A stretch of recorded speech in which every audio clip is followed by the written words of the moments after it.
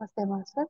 ముందుగా మనం గురువందనంతో మన యొక్క వ్యాఖ్యానాన్ని స్టార్ట్ చేసుకుందాం. సమస్త గురు మండలికి హృదయపూర్వక ఆత్మ ప్రణామాలు మరియు జగద్గురువులందరికీ వారి పరంపరకు హృదయపూర్వక ఆత్మ ప్రణామాలు మరియు మన గురువు గారైన వంశీ మాస్టర్కి హృదయపూర్వక ఆత్మ ప్రణామాలు. విశ్వగురువులందరికీ మరియు వారి యొక్క అనంద శిష్య పరంపర అందరికీ హృదయపూర్వక ఆత్మ ప్రణామాలు. ప్రత్యేకంగా శారదామాతకి, లక్ష్మీదేవికి, జయదేవికి హృదయపూర్వక ఆత్మ ప్రణామాలు మరియు వారి యొక్క జ్ఞానాన్ని మన వరకు అందిస్తున్న ఆనంద కరుణేశ్వరికి హృదయపూర్వక ఆత్మ ప్రణామాలు.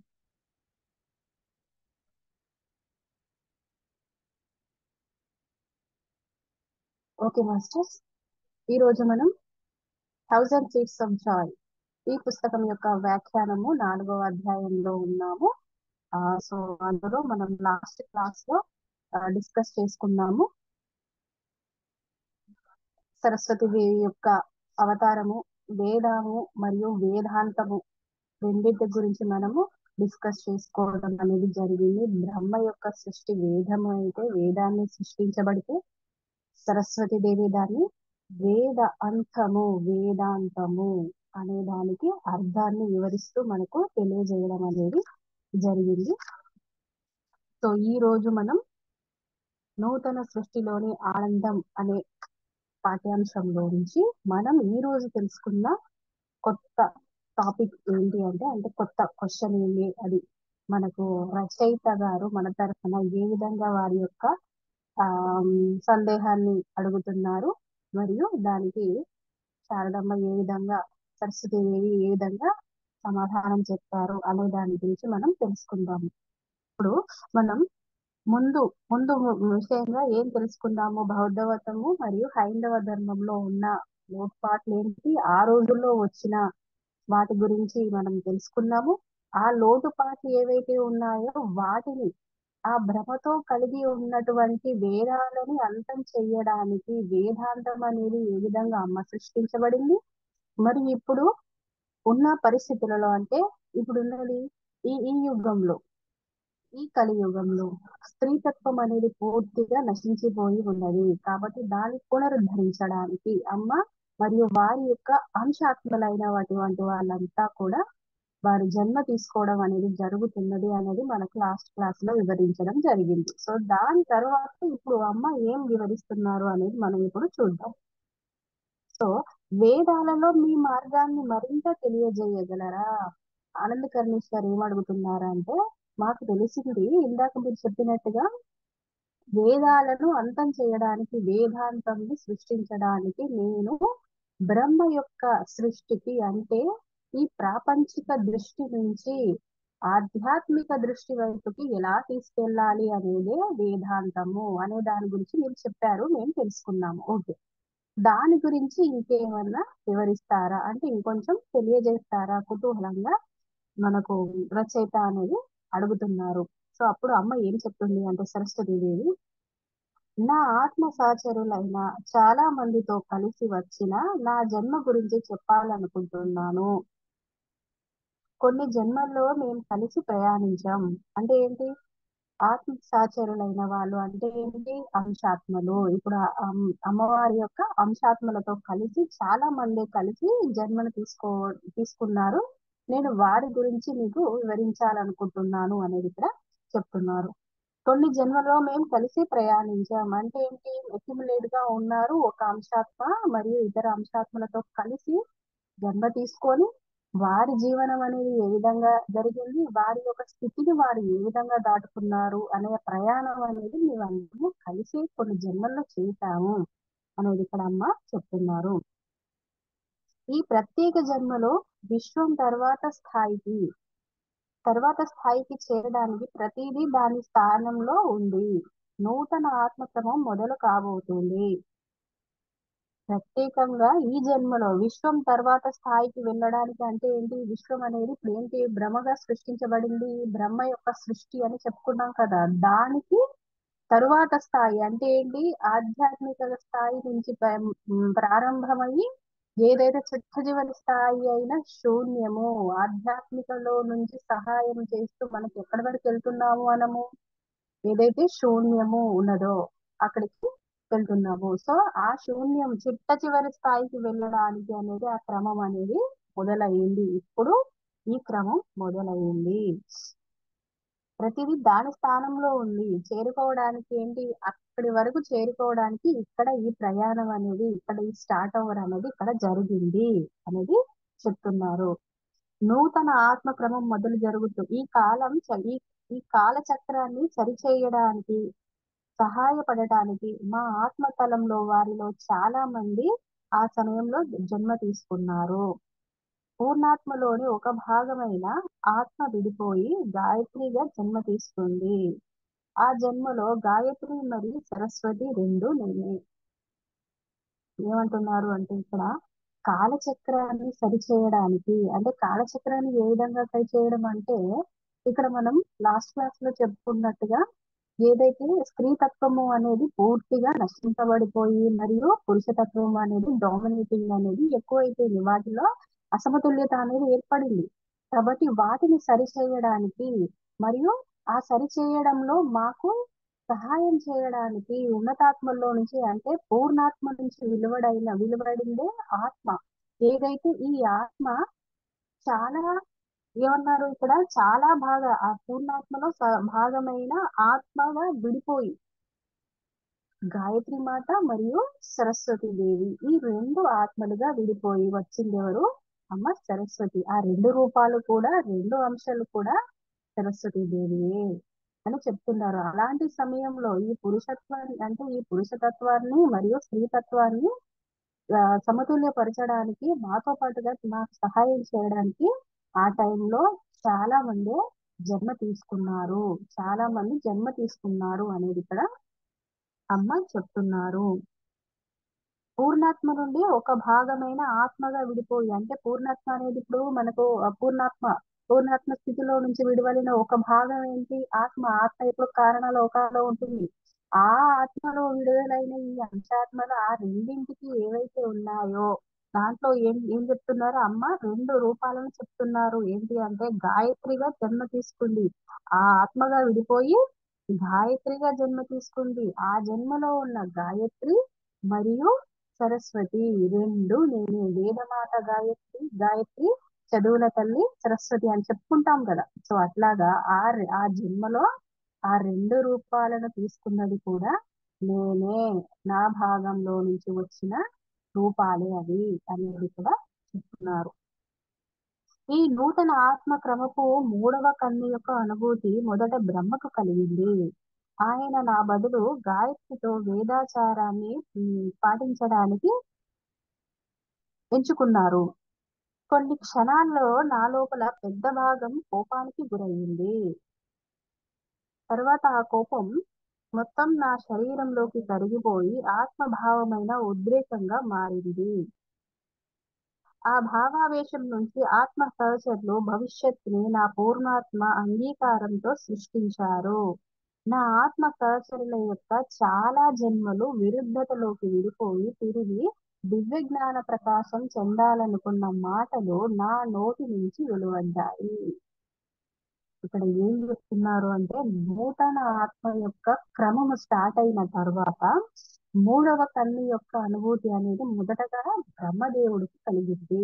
మూడవ కన్ను యొక్క అనుభూతి అంటే ఏంటి మాస్టర్? తడ ఎక్స్పీరియన్స్. సో అది అనేది ఎవరికి కలిగింది ముందుగా అంటే, అది బ్రహ్మదేవుడికి కలిగింది. అప్పుడు ఆయన ఏం చేశారు అంటే, ఆయన నా బదులు గాయత్రితో వేదాచారాన్ని పాటించడానికి ఎంచుకున్నారు. ఆ ఆ యొక్క ఆ థర్డ్ ఎక్స్పీరియన్స్ జరిగిన ఆ టైంలో, ఆ జన్మలో బ్రహ్మగారితో సహచరులుగా ఎవరుంటారు? దాదాపు వీణాధారిణి అయిన సరస్వతి దేవి ఉంటుంది. కానీ ఈ జన్మలో ఏంటి? ఆయన గాయత్రిని, వేదమాత గాయత్రి దేవిని ఎంచుకున్నారు. ఏదైతే ఈ రచన జరుగుతూ ఉన్నదో అప్పుడు ఆయన గాయత్రి దేవిని ఎంచుకున్నారు. సో అప్పుడు ఆ గాయత్రి దేవిని ఎంచుకోవడం వల్ల అది ఆయన డిజైన్. సో ఆయన తన ఎక్స్పీరియన్స్ తో ఆయన డిజైన్ ఆయన ఎంచుకోవాలనేది ఆయన అభిరుచి. కానీ అది చూసిన అమ్మవారికి తన లోపల పెద్ద భాగమైన ఆమె లోపల కోపం అనేది అంటే ఇప్పుడు ఫోర్ ఉన్నాయనుకోండి. ఈ ఫోర్ లో పెద్ద భాగం అంటే 1/3. 1/3 లో ఏమైపోయింది ఈమెకి? చాలా కోపం వచ్చింది. ఆ భాగానికి కోపం అనేది వచ్చింది. ఆ కోపము ఉధృతంగా మారిపోయి క్రోధంగా మారిపోయింది. సో అంటే ఏంటి? ఉద్రేకంగా మారిపోయింది. ఫస్ట్ కోపం వచ్చింది. నా ప్లేస్ ని ఇంకొకరు అంటే వేదమాత గాయత్రి ఆక్యుపై చేసింది. అలాగా ఈ బ్రహ్మ తీసుకున్నారు అనే దాన్ని ఆమె డైజెస్ట్ చేసుకోలేక, జీర్ణించుకోలేక, సో ఆమెకు కోపం అనేది రావడం జరిగింది. దాని తర్వాత ఆ కోపము ఉద్రిక్తంగా మారింది. ఉద్రేకంగా మారిపోయి ఆ భావావేశం నుండి సహచరులైన భవిష్యత్తుని నా పూర్ణాత్మ అంగీకారంతో సృష్టించాను. అప్పుడు ఆకి అవేర్నెస్ వచ్చి ఏం చేశారంటే ఉద్రేకం భావావేశానికి లోనైపోయారు. అంటే ఏంటి? ఎక్కడ జన్మ తీసుకుంటున్నారు మరి? ఎక్కడికి రావాలనుకుంటున్నారు? ఇప్పుడు వాళ్ళు ఎక్కడో ఉంటారు. ఆ, ఏది హయ్యర్ వరల్డ్ లో ఉన్న మాస్టర్స్ కిందకి దిగి ఈ యొక్క విపరీతమైన అంటే ఏంటి విరుద్ధతలోకి విడిపోయి తిరిగి మళ్ళీ అక్కడి నుండి స్టార్ట్ చేయాలి. అంటే ఏంటి? ఆల్రెడీ ఎన్లైటెడ్ బీయింగ్స్ వాళ్ళందరూ లైట్ మాస్టర్స్. అక్కడ ఉన్న వారందరూ కూడా అసలు అక్కడ ఉన్నంతసేపు వాళ్ళకి ఎటువంటి తర్జన భర్జనలు కానీ ఇలాంటివి ఏవి భావావేశానికి కానీ మానసికానికి కానీ ఎటువంటి వాళ్ళు ఆ విచలితులు అవ్వడం అనేది జరగదు. కానీ ఎప్పుడైతే అంశాత్మతో అనుసంధానమయ్యి ఆవిడ జన్మ తీసుకున్నారో అంటే ఏంటి?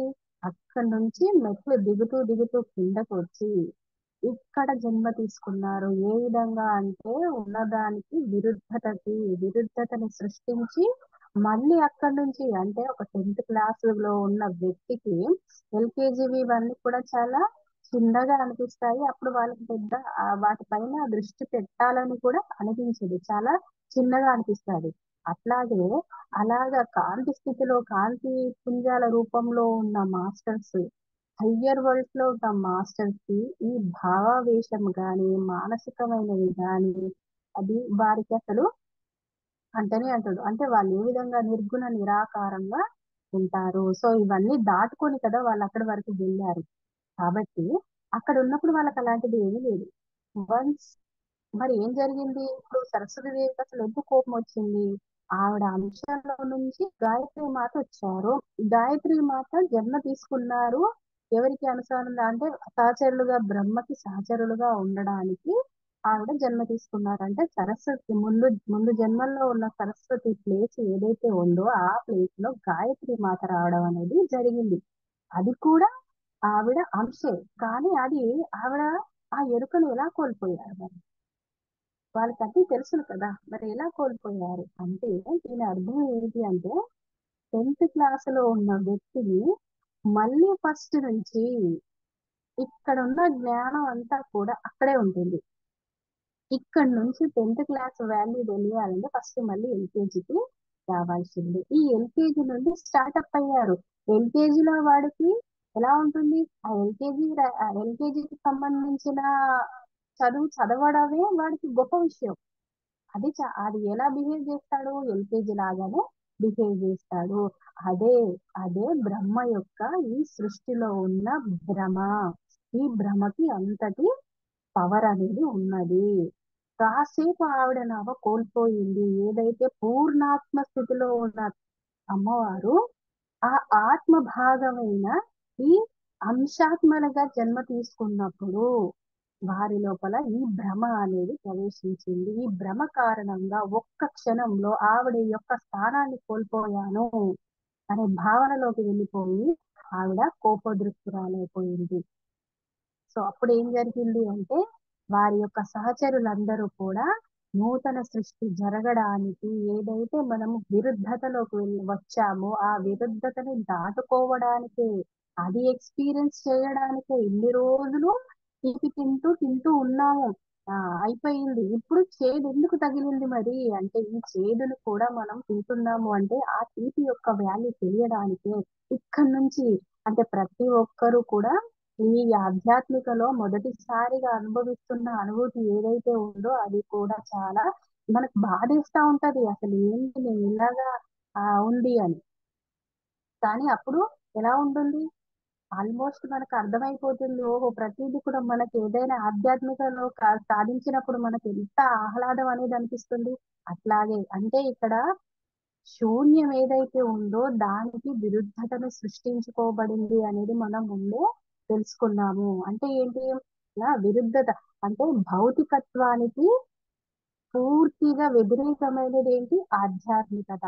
ఇప్పుడు ఆధ్యాత్మికత నుంచి దాని యొక్క విలువ, దాని యొక్క విశిష్టతను తెలుసుకోవడానికి ఈ సృష్టి అనేది, ఈ శూన్యం అనేది తన యొక్క విరుద్ధతని సృష్టించుకున్నది. మనం ముందు చెప్పుకున్నాం. సో అట్లాగే ఆ పూర్ణాత్మ స్థితిలో ఉంచి ఉన్న అమ్మవారు ఏదైతే అంశాత్మగా తీసుకున్నారో వారి యొక్క పరంపరలో కూడా ఈ మానసికమైన భావావేశమైన వీటికి కూడా లోనవ్వడం అనేది జరిగింది.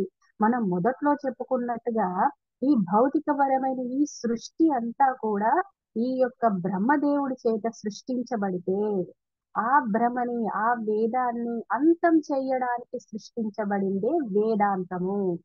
ఈ వేదాలని అంతం చేయడానికే సృష్టించబడిందే సరస్వతి దేవి యొక్క అంశ అనేది మనం చెప్పుకున్నాం. సో అలాగే వారు అంశ తీసుకున్నప్పటి నుంచి, అంశలక జన్మ తీసుకున్నప్పటి నుంచి వారి లోపల ఇప్పుడు మనం అనుకుంటాం ఆవిడేంటండి చాలా పూర్ణాత్మ, ఆవిడ హయ్యర్ స్టేట్ లో ఉండే సోలు, ఆవిడ ఎలాగా ఇలాంటి చిన్న చిన్న విషయాలకి అలా అవుతారు, వారి యొక్క ప్లేస్ ని ఆక్యుపై చేశారనో, లేదా వేదమాత గాయత్రి దేవిని బ్రహ్మదేవుడికి సహచరులుగా పెట్టుకున్నాను ఈమె జెలసీగా ఫీల్ అవ్వడం ఏంటండి అని మనం అనుకోవచ్చు. కానీ ఈ బ్రహ్మ యొక్క సృష్టిలో అక్కడ భ్రమ అనేది పనిచేస్తుంది. కాబట్టి అది ఆమె మీద కూడా పనిచేసింది అనేది మనకి ఇక్కడ చెప్తూ ఉన్నారు. ఎందుకు అలా జరిగింది అంటే ఇప్పుడు మనము విరుద్ధత, కంప్లీట్ ఆపోజిట్ లో నుంచి మనం దీన్ని నేర్చుకుంటున్నాము అనేది ఇక్కడ చెప్పడం అనేది జరిగింది. ఈ దివ్య జ్ఞానం ప్రకాశం పొందాలన్న మాటలు నా నుంచి వెలువడ్డాయి. అంటే ఏంటి ఫస్ట్ అవేంటి తన నుంచి ఏ మాటలు ఆ బయటకు వచ్చాయి అంటే దివ్య జ్ఞాన ప్రకాశాన్ని పొందాలి. అంటే ఏదైతే అంటే ఈ మానసికమైనవి, ఈ జలశీలు అంటే ఈ అరిషడ్ వర్గాలు ఇవి కూడా భ్రమల్లో ఒక పార్ట్. కాబట్టి వీటన్నింటిని కూడా దాటుకోవడానికి, దాటుతూ తనను తాను ప్రకాశవంతం దివ్య జ్ఞాన ప్రకాశాన్ని పొందాలి అనేది ఒక తన నోటి నుంచి వెలువడ్డాయి. అవి యాదృచ్ఛికంగా వెలువడ్డవి కాదు. వాళ్ళందరూ డిజైన్డ్ గా తీసుకొని ఇక్కడ అంశాత్మలుగా జన్మ తీసుకొని అంటే ఆచార్య అంటే ఏంటంటే ఆచరించి చూపించే వాళ్ళు కదా. సో అట్లాగే వారి జీవితంలో వారు జన్మ తీసుకున్నప్పటి నుంచి ఈ అంశాత్మలుగా జన్మ తీసుకున్నప్పుడు వారు ఏ విధంగా ఈ విరుద్ధతలో నుంచి వస్తున్నారు, ఎలా దాటుకుంటున్నారు, ఎలాంటి సిచ్యువేషన్ ని ఫేస్ చేస్తున్నారు అనేది మనకి ఇక్కడ క్లియర్ గా అర్థమవుతుంది. వాళ్ళు కూడా అలాంటివి ఫేస్ చేసి వాళ్ళు ఆ పూర్ణాత్మ స్థితిలోకి వెళ్ళారు. అంటే ఇప్పుడు మనకు కూడా జెలసీ అనేది వస్తుంది. మన ప్లేస్ ని ఇంకెవరో ఆక్యుపై చేశారంటే ఇన్ జనరల్ వస్తుంది కదా. సో అట్లాగే ఆవిడకి కూడా అదే జరిగింది. మరి ఆవిడకి మనకి ఏంటి తేడా అని అంటే అదే చెప్తున్నారు. అంటే మనం కూడా ఇప్పుడు కరెక్ట్ పాత్ లోనే ఉన్నాం కానీ సాధన ఏదైతే ఈ విరుద్ధతలో నుండి దాటుకొని భౌతిక ప్రపంచాన్ని దాటుకొని ఆధ్యాత్మిక వైపుకు మనం ప్రయాణం అనేది చెయ్యాలి. అప్పుడే దివ్య జ్ఞాన ప్రకాశం అనేది కలుగుతుంది. ఈ ప్రయత్నం అంతా కూడా ఈ ప్రయత్నంలో జరిగేవి ఇవన్నీ కూడా మనకి ఎదురయ్యేవి ఇవన్నీ, వీటన్నిటిని కూడా దాటుకుంటూ వెళ్ళాల్సిందే అనేది కూడా మనకు వారి యొక్క పరంపరలో మనకి ఇక్కడ డైరెక్ట్ గా ఎక్స్పీరియన్స్ తో సహా మనకి ఇక్కడ చెప్పడం అనేది జరుగుతుంది. వారేదో నోటి పరంగా చెప్పలేదు, నేను అలా చేశాను ఇలా జరిగిపోయింది అట్లా కాదు. వాళ్ళు జన్మ తీసుకున్నారు, అనుభవించారు, వాళ్ళు ఫేస్ చేశారు, ఇలాగ జరిగింది అనేది మనకు అనుభవపూర్వకంగా మనకు చెప్పడం అనేది జరుగుతుంది.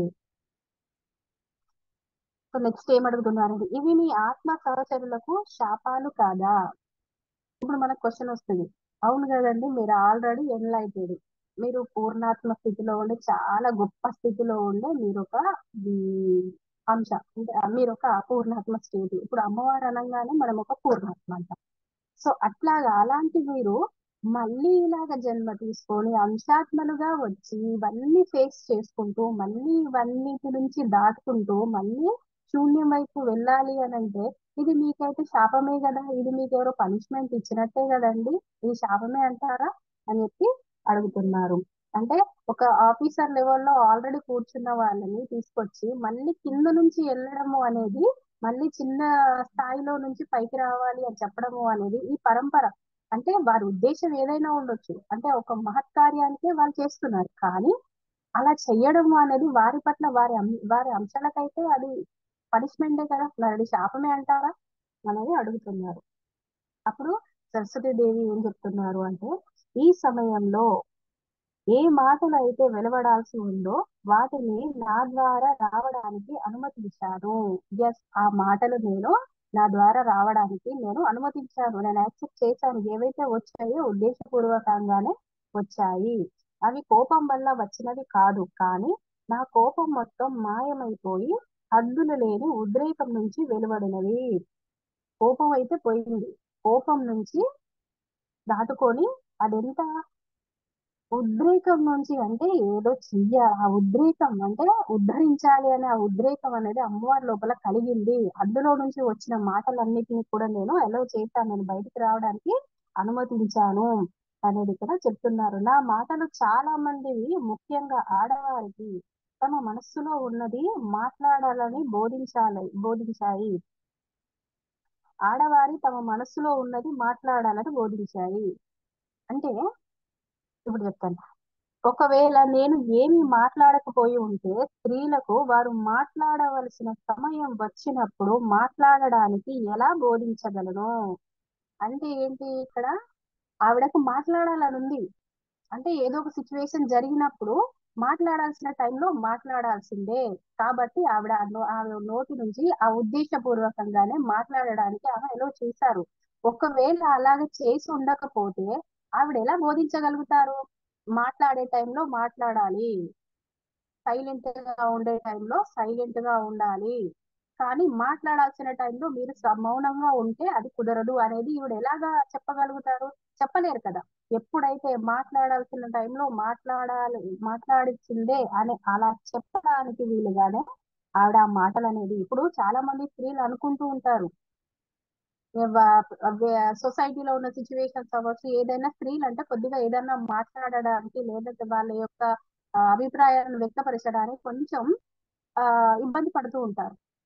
సో అలాగ పడడానికి అవకాశం లేదు. మీరు ఏదైతే అనుకుంటున్నారో, అంటే సత్యం వద, ఏదైతే సత్యమో అది నలుగురికి ఉపయోగపడే విధంగా ఉంటుందో దాన్ని మాట్లాడడానికి మీరు తగ్గవలసిన అవసరం అనేది లేదు, మౌనంగా ఉండాల్సిన అవసరం లేదు. మాట్లాడవలసి వచ్చినప్పుడు, అది ధర్మబద్ధమైనప్పుడు మాట్లాడాల్సిందే అనేది తెలియజేయడానికే నేను మాట్లాడాల్సి వచ్చింది అనేది కూడా సరస్వతి చెప్తున్నారు. అందుకే వారు మాట్లాడాల్సిన సమయం వచ్చినప్పుడు మాట్లాడాలని ఎలా బోధించగలను, అందుకే నేను అలాగే చెప్పాను. బహుశా బ్రహ్మ వేరే ఎంపిక చేసుకొని ఉండవచ్చేమో, ఎలా ఉన్నప్పటికీ శూన్యపు విస్తరణ మాత్రం కొనసాగుతుంది. ఇందాక చెప్పుకున్నాం కదా, సరస్వతి దేవి యొక్క ప్లేస్ లో ఇప్పుడు వేదమాత గాయత్రి దేవి ఉంది, బ్రహ్మదేవుడికి సహచరుగా. సో అది ఏ విధంగా జరిగింది ఏమో, ఆయన యొక్క డిజైన్ లో ఈసారి ఈ జన్మలో ఈ అంశాత్మగా గాయత్రి మాతను తీసుకున్నారు, గాయత్రి మాతని ఎంపిక చేసుకున్నారు. అది ప్యూర్ ఆయన యొక్క ఇంటెన్షన్, అంటే ఆయన ఉద్దేశం, అది ఆయన ఎంపిక, ఆయన సెలెక్షన్ కాబట్టి అందులో మనం అనడానికి ఏముంది అనేది తర్వాత అనుకుంటున్నారు. దేవుడు ఎంచుకున్న ఎంపికలకు నేను ధన్యవాదాలు చెప్పుకుంటున్నాను. దీనివల్ల శాశ్వతమైన జ్ఞానమైన వేదాంతాన్ని ప్రపంచానికి తీసుకురావడానికి నేను మార్గాన్ని అయ్యాను.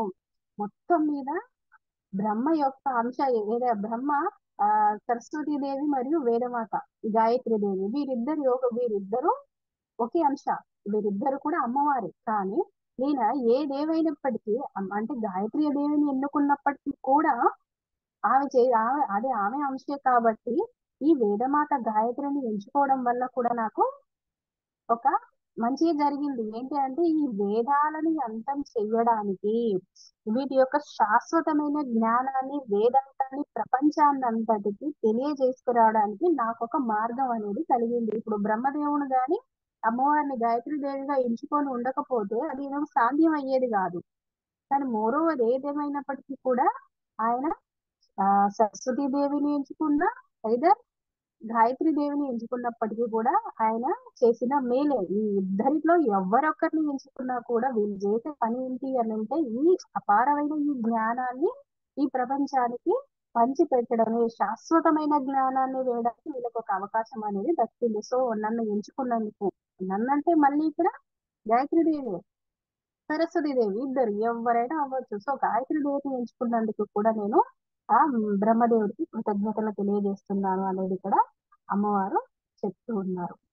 బ్రహ్మదేవుడు చేసుకున్న ఎంపికల వల్ల జరుగుతున్న సంఘటనలను కేవలం గమనించాను. అంటే ఇక్కడ ఏంటి, ఏదైతే సంఘటనలు జరుగుతున్నాయో బ్రహ్మదేవుడు చేసుకున్న ఎంపికలు, ఆయన సెలక్షన్ ఏదైతే చేసుకున్నారో దాని వల్ల జరుగుతున్న సంఘటనలు కేవలం గమనించారు. అంటే సాక్షిగా గమనిస్తూ చూస్తూ ఉన్నారు. అక్కడ సరస్వతి దేవి ఎలాంటి అక్కడ ఇంపేర్ అనేది చూపించలేదు.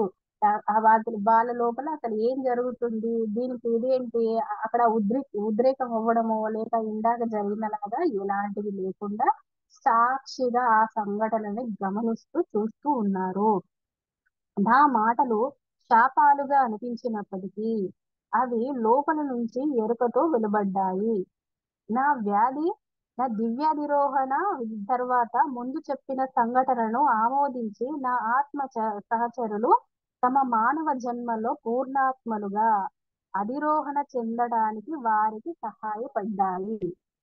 ఇప్పుడు బ్రహ్మ చేసుకున్న ఈ ఎంపికల వల్ల ఏదైతే జరుగుతుందో ఆ అంశాత్మలు ఇక్కడ వీరితో కలిసి పని చేయడం వల్ల ఏం జరిగింది అంటే, ఏదైతే అమ్మవారి నోటి నుంచి వెలువడ్డాయి అవి శాపాలుగా మారే. అంటే కాసేపు ఒక క్షణ మాత్రంలో అవి జలసిగా ఫీల్ అయ్యారు. అదేంటి, నా ప్లేస్ లో వేరే వాళ్ళు ఉండటం ఏంటి అనేది ఏ విధంగా అయితే అనుకున్నారో, కానీ ఆ మాటలు శాపాలుగా అనిపించినప్పటికీ అది కేవలము నా లోపల నుంచి ఎరుకతో వెలువడ్డాయి. అంటే పూర్తి అవేర్నెస్ లో ఉండి ఆ మాటలు అనేది బయటికి రావడం అనేది జరిగింది. దివ్యాధిరోహణ తరువాత ముందు చెప్పిన సంఘటనలను ఆమోదించి నా సహచరులు తమ జన్మలో మానవ జన్మల్లో, అంటే ఈ మానవ జన్మలు తీసుకున్న తర్వాత ఇలాంటి సంఘటనలను ఒక్కొక్కటిగా అనుభవిస్తూ ఆ జ్ఞానాన్ని తెలుసుకుంటూ మళ్ళీ దివ్యాధిరోహణకి సహాయపడడానికి అవి వారికి చాలా దోహదపడ్డాయి. పూర్ణాత్మ స్థితికి పూర్ణాత్మలుగా అధిరోహణ చెందడానికి వారికి సహాయపడ్డాయి. అక్కడ నుంచి వాళ్ళు నేర్చుకున్నారు. ఇదిగో ఇలాగ జరిగింది ఈ సంఘటన, అమ్మవారు ఏమైంది జలసి అయ్యింది, ఇలాంటి ఏర్పడింది, అంటే ఇది మనకు ఆటంకము. సో ఇలాగ ఉండకూడదు, ఎలాగ ఉండాలి ఏంటి అనేదే కాదు, ఎలా ఉండొద్దు అనేది కూడా నేర్చుకుంటాం కదా. అంటే ఈ మోహావేశము లేదంటే మన ఇది నాది, ఈ ప్లేస్ నాది, ఇది నాది అనే అహంకారము ఏదైతే ఉంటుందో, ఇది కూడా ఒక శరీర తత్వము, శరీర మానసిక పరమైనది, శరీరపరమైనది. ఈ రెండింటిని దాటుకున్నప్పుడే ఆత్మానుభవాల కిందకి అన్ని ట్రాన్స్ఫర్ అవుతాయి. సో ఇవన్నీ కూడా వారి యొక్క ఎదుగుదలకి, తిరిగి మళ్ళీ దివ్యాధిరోహణకి సంపూర్ణత ఏదైతే వారి యొక్క పూర్ణాత్మ స్థితికి వెళ్ళడానికి ఇవన్నీ కూడా మానవ జన్మల్లో వాళ్ళకి ఇవన్నీ కూడా దోహదపడినాయి.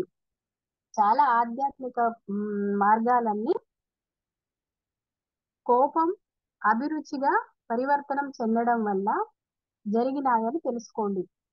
అంటే ఏంటి, కోపం వల్ల జరిగే అభిరుచి, అంటే అభిరుచి అంటే ఇప్పుడు ఇది జరగాలి అంటే వాళ్ళ ఆ అభిరుచి ఉండింది వారికి, ఇలాంటి జన్మ తీసుకొని దివ్యాధిరోహణ జరగాలి అండ్ ఎక్కడి నుండి అయితే వచ్చామో మళ్ళీ దాన్ని ఇక్కడ విత్ ఎక్స్పీరియన్స్ అంశాత్మలు అన్ని కూడా అన్ని ఎక్స్పీరియన్స్ చేస్తున్నాయి. తద్వారా ఏమైంది, మానవ జన్మను తీసుకున్న వారందరికీ కూడా పూర్ణాత్మ స్థితి చేరడానికి ఇవన్నీ కూడా దోహదపడినాయి. అలాంటి అభిరుచి వల్ల కూడా జరిగినాయని అలా తీసుకోండి. ఆఖరికి యేసు ప్రభువు కూడా జెరూసలేం మందిరంలో గొప్ప భావావేశంతో మాట్లాడారు. అంటే ఆ జెరూసలేం మందిరంలో ఈ ఈ యేసు ప్రభువు కూడా అలాంటి ఎమోషనల్ గానే మాట్లాడడం అనేది జరిగింది. తన మాటల వల్ల వివిధ సంఘటనలు జరిగి గొప్ప మతమైన క్రైస్తవ మతం ఏర్పడింది. అంటే అలాంటి భావావేశంతో ఏర్పడి అలాంటి మాటల వల్ల కొన్ని ఏర్పడడం, ఆ మాటలు మాట్లాడడం వల్ల కూడా ఆ రోజు ఏం జరిగింది అనంటే, ఆ యేసు ప్రభు ఏదైతే మాటలు భావావేశంతో మాట్లాడిన మాటల వల్ల కూడా ఒక గొప్ప మతమైన వారి యొక్క మతమైన క్రైస్తవ మతం అనేది ఏర్పడింది. అటువంటి అభిరుచి సృజనాత్మకంగా ఉంటుంది. దానివల్ల ఎటువంటి డ్యామేజ్ అనేది ఉండదు. ఊరికే ఏదో అయిపోయి దానివల్ల 2 రకాలవి ఉంటాయి. లోక హితార్థం చేసేవి ఉంటాయి. సెల్ఫిష్‌నెస్‌గా చేసేవి కూడా ఉంటాయి. సో, ఈ ఈ ఈ కారణ జన్ములు ఎవరైతే ఉన్నారో అంటే ఈ అంశాత్మలుగా జన్మ తీసుకున్న వారి యొక్క భావావేశం అనేదంతా కూడా ఏ విధంగా ఉంటుంది అంటే లోక హితార్థమే ఉంటుంది. సో, అది మంచి జరిగే విధంగానే ఉంటుంది. ఎగ్జాంపుల్‌గా ఏం చెప్పారు అనంటే, యేసు ప్రభువు జెరూసలేంలో ఆ భావావేశంతో మాట్లాడిన మాటల ఫలితంగా ఏర్పడిందే ఈ క్రైస్తవ మతము. ఇలాంటిది ఒక సృజనాత్మకత అనేది ఏర్పడింది అనేది చెప్తున్నారు. ఉదాహరణకు దానివల్ల ఎటువంటి డ్యామేజ్ అనేది జరగలేదు. ఒకరి మీద ఒకరు తిట్టుకోవడమో, జెలసీతో మాట్లాడడమో, లేకపోతే దానివల్ల ఎలాంటిదనేది జరగలేదు. కేవలం ఒక సృజనాత్మక సృష్టి అనేదే జరిగింది అనేది చెప్తున్నారు. ఉదాహరణకు లైంగిక అభిరుచిని తీసుకోండి. అది కొత్త జీవాన్ని సృష్టించింది. అదే విధంగా కోపం కరిగి అభిరుచిగా పరివర్తనం చెందినప్పుడు దుర్గా మరి కాళీ వంటి దేవతలు జన్మించారు.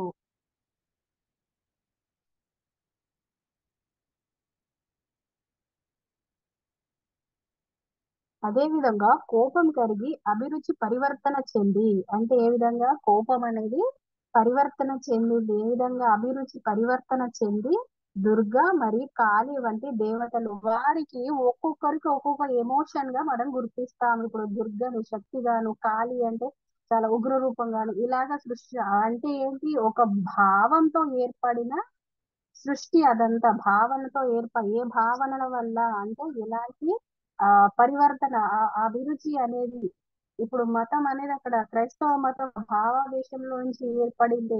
మతం ఏ విధంగా అయితే ఏర్పడిందో అలాగే ఈ ఎమోషన్స్ ఈ భావావేశం వల్ల ఏర్పడినవే దుర్గా ఆది వంటి దేవతలు జన్మ తీసుకున్నారు. వీరి రూపాలు కూడా అలాంటి ఆ భావావేశాలతోని ఏర్పడినవి అనేది ఇక్కడ అర్థమవుతుంది. ఈ కథలో ఎన్నో గొప్ప పాఠాలున్నాయి. అందులో ఒకటి నమ్మకం. ఇందులో కొన్ని గొప్ప పాఠాలు కూడా ఉన్నాయి. అవన్నిటికి మూల కారణం ఏంటి అంటే అందులో స్పష్టంగా మనకు ఎక్కువ ఇంపార్టెన్స్ ఏంటి అంటే నమ్మకం, ట్రస్ట్. హృదయపూర్వకంగా మాట్లాడే నమ్మకం. ఎవరైనా హృదయపూర్వకంగా మాట్లాడకపోతే వారిని వారు శపించుకున్నట్లు మరియు కర్మను తెచ్చిపెట్టుకున్నట్లు కాదంటారా?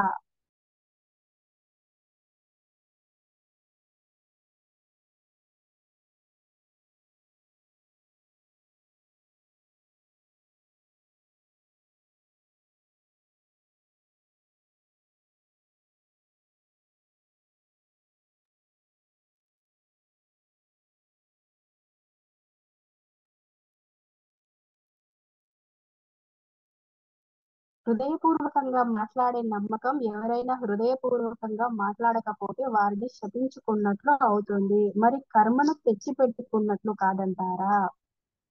నేను మాట్లాడిన మాటలు నా గుండెల్లో ఏముందో దానిని వ్యక్తీకరించడానికి అనుమతించారు. ఇప్పుడు ఏమంటారు? ఎవరన్నా హృదయపూర్వకంగా మాట్లాడకపోతే అంటే ఇప్పుడు మీరు మీ మనసులో ఒకటి ఉంది. దాన్ని ఉన్నది ఉన్నట్టుగా మాట్లాడకపోతే మీకు సాటిస్ఫాక్షన్ అనేది ఉంటుందా? మిమ్మల్ని మీరు మోసం చేసుకున్నట్టు కాదా?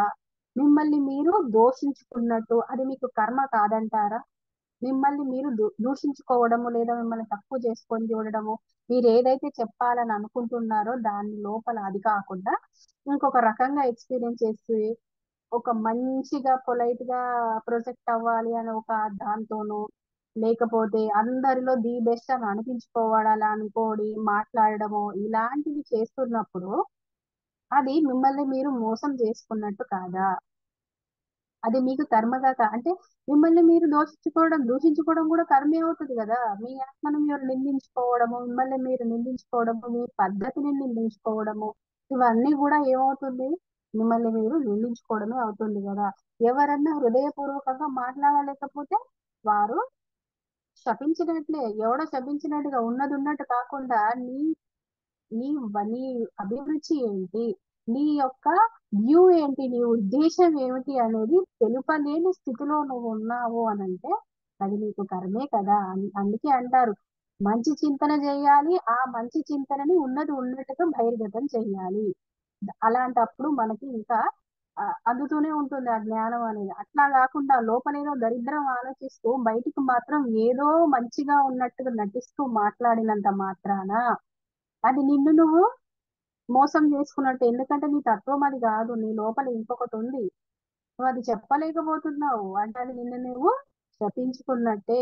అది మంచో చెడో ఉన్నది ఉన్నట్టుగా నువ్వు చెప్పలేకపోయావు. కానీ చెడుని ఎలాగ చెప్తావండి? మరి నేను ఇంత దరిద్రంగా అనుకుంటున్నాను ఒకరి గురించి, నేను ఎలా చెప్పగలుగుతానంటే ఫస్ట్ నువ్వు దరిద్రంగా అనుకోవడమే నీ కర్మ, నీ మూర్ఖత్వం. ఆ మూర్ఖత్వాన్ని నువ్వు ఎలాగూ బయట పెట్టలేవు. అలా బయట పెట్టలేక, లోపల దాన్ని కప్పెట్టలేక నువ్వు పడే వేదన నీ కర్మ. కాబట్టి ఉన్నది ఉన్నట్టుగా చెప్పలేకపోవడం కూడా అది శపించినట్టే కాదంటారా? నేను మాట్లాడిన ప్రతి మాట నా గుండెల్లో ఏముందో దాన్ని వ్యక్తీకరించడానికి అనుమతించాను. కానీ అమ్మవారు ఏం చేశారు అని అంటే తన లోపల ఏదైతే భావనలు ఉన్నాయో ఆ భావనని ఉన్నది ఉన్నట్టుగా బయట తన గుండెల్లో ఏమున్నాదో దానిని స్పష్టంగా బయటికి బహిర్గతం చేశారు. ఎలాంటివి దాచుకోకుండా. నేను ఇలాగా ఇంత స్థితిలో ఉన్న నేను జలసీగా ఫీల్ అయ్యాను అనే విషయాన్ని నేను చెప్పుకుంటే నా పరువేం గాను అని అనుకోలేదు. సహజంగా జరుగుతున్నదే అది. ప్రతి ఒక్క మనిషిలో జరుగుతున్నది. జన్మ తీసుకున్న ప్రతి వ్యక్తి మనిషి లోపల కూడా ఇది జరుగుతున్నది. కాబట్టి ఆ పరంపరలో మనం నేర్చుకోవాలి. తన నుండి వచ్చే సందేశమే ఇది. కాబట్టి ఆ ఉన్నదాన్ని ఉన్నట్టుగా చెప్పడం జరిగింది. నాకు ఇలాగ అసూయ కలుగుతుంది అంటే నా పరువేం కాలుతుంది అనేది ఆవిడేమి దాచుకోలేదు. తన గుండెల్లో ఏముందో ఆ మాటలు బయటికి రావడానికి ఆవిడ అనుమతించారు. ఇంత బ్యూటిఫుల్ కదా అసలు. సో ఇంకా ఏంటంటే బ్రహ్మదేవుడు మరి నాకు మధ్యలో స్త్రీ పురుషుల సంబంధానికి మించిన బంధం ఉంది. బ్రహ్మదేవుడు సరస్వతి అనగానే మనం ఏమనుకుంటాము? భార్యాభర్తలు వారికి సహచరులుగా ఉన్నారు అనుకుంటాం సహజంగా. ఇంతే మనకు తెలిసింది. కానీ ఇక్కడ అమ్మవారు ఏం చెప్తున్నారు అంటే మాకు స్త్రీ పురుషుల సంబంధానికి మించిన బంధము ఉన్నది. అదేంటి అంటే అది యున్ మరి యంగ్ శక్తి యొక్క క్షమాగుణం అనుమతించడం, అదే విధంగా నన్ను నేను త్యాగం చేసుకోవడం. యున్ మరి యంగ్ శక్తి అంటే క్షమాపణ మరియు దానిని అర్థం చేసుకుని అంటే సాక్రిఫైస్, త్యాగం చేసే గుణము. ఈ వీటిని నా లోపల పెంచుకోవడానికి నన్ను నేను తెలుసుకోవడానికి నాకు ఉపయోగపడాయి. ఎందుకంటే అది క్రింద స్థాయి శక్తి అవుతుంది. అది కింద స్థాయి శక్తి అవుతుంది. మీరు ఒక నదిలో ఉన్నప్పుడు ప్రవాహానికి ఎదురుగా పడవను నడుపుతుంటే అది మీ యంగ్ శక్తిని ఉపయోగించి గొప్ప యాంగ్ శక్తితో పోరాడుతున్నట్లు. దీనివల్ల మీకు ఏమి సృష్టించబడదు. కానీ అది మీరు నది ప్రవాహంతో పాటు పడవను నడిపినట్లయితే మీ యంగ్ శక్తి యొక్క గొప్ప యాంగ్ శక్తితో సమతుల్యం చెందుతుంది. ఏం చెప్పారు అంటే నాకు బ్రహ్మదేవుడికి మధ్య ఉన్న సంబంధం కేవలము స్త్రీ పురుషుల యొక్క సంబంధమే కాదు, అంతకు మించి ఉన్నది. అంటే ఏంటి? అది ఒక కింద స్థాయి. అంటే ఏదైతే ఉద్రిక్తత లేదా మానసికమైనవి ఇలాంటి భావావేశాలు ఏవైతే ఉన్నాయో ఇది చాలా కింద స్థాయివి. వీటి గురించి అర్థం చేసుకోవడానికి, వీటి గురించి తెలుసుకోవడానికి నాకు ఆయన సహాయమే చేశారు. అంటే గాయత్రి మాతను అనుచరులుగా అందులో జన్మలో ఎంచుకోవడం ద్వారా నేను ఇది తెలుసుకున్నాను. దీన్ని దాటుకోవడానికి నాకు ఒక అవకాశం అనేది కలిగింది. ఇది ఎలాగా అంటే నేను ఆయనతోని విరుద్ధతలో ఏమీ లేను. నేను చాలా ఆ ఒక అలైన్మెంట్ లోనే ఉన్నాము.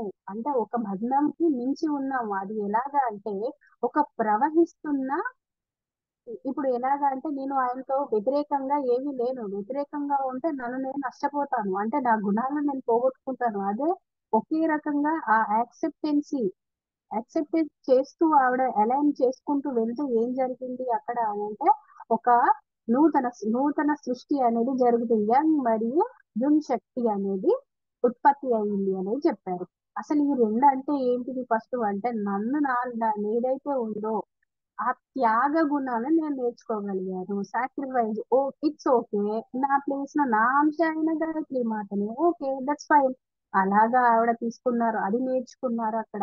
ఇవన్నీ కూడా చిన్న స్థాయి లాగానే కనిపించవచ్చు ఆమె ఇంటెన్షన్ లో చూస్తే, కానీ మనకు కూడా అది అవసరమే. ఇక్కడ సరస్వతి దేవి అయినా లక్ష్మీదేవి అయినా జయదేవి వీళ్ళందరి యొక్క జీవితం, వీళ్ళు అంశాలుగా జన్మ తీసుకున్న ప్రతిది కూడా మనకు ఒక వారి యొక్క సందేశమే. కాబట్టి ఇది మనకు తెలియజేయడానికి ఇక్కడ వారి యొక్క ప్రతిదీ కూడా ఎక్స్పీరియన్స్ తో సహా మనకు చెప్పడం అనేది జన్మ తీసుకొని ఆ పరంపరను అంతా కూడా అనుభవిస్తూ స్కిప్ ఎక్కడ చెయ్యలేదు. అంతా కూడా అనుభవిస్తూనే మనకి తెలియజేయడం అనేది జరిగింది. సో అలా ఆయనను ఎంచుకున్నాడనే కోపంతో నేనేమి ఎదురెళ్ళలేదు. దానివల్ల నన్ను నేను నష్టపోతాను. అలా కాకుండా నేను యాక్సెప్ట్ చేశాను. తద్వారా నాకేమైంది? ఒక త్యాగ గుణం అనేది నా లోపల ఏర్పడింది. ఓర్పు అనేది తెలిసింది. సో అప్పుడు నాకు ఆయనతో ప్లానింగ్ అనేది, ఆయనతో జర్నీ అనేది చాలా అద్భుతంగా జరిగింది. ఎలా అని చెప్తున్నారు. అది ఎలాగంటే ఒక సముద్రం యొక్క సముద్రం వాటెవర్. సో ఆ నది యొక్క ప్రవాహానికి మీరు ఎదురుగా ఈదుతూ వెళ్ళారు. ఎదురుగా ప్రయాణం చేస్తున్నారట ఆపోజిట్ డైరెక్షన్ లో. అప్పుడు ఏమవుతుంది? మీకు ఎంత కష్టం అవుతుంది? చాలా కష్టం అవుతుంది కదా. ఆ ప్రవాహం యొక్క ఫోర్స్ కి మీరు ఎంతో బలాన్ని ఉపయోగించాల్సి వస్తుంది. అంత ఉపయోగించినా కూడా మరి చివరి వరకు ఆ గమ్యాన్ని చేరుతామా అంటే తెలియదు. అది అవకాశం ఉంటుందా అంటే తెలియదు, రేర్ కేసెస్. కానీ అక్కడ ఎటువంటి అక్కడ ఎలాంటి శక్తి కొత్తది అనేది కూడా ఉద్భవించడం అనేది జరగదు. అక్కడ ఎలాంటి లాభం అనేది కలగదు, సింపుల్ గా చెప్పాలంటే.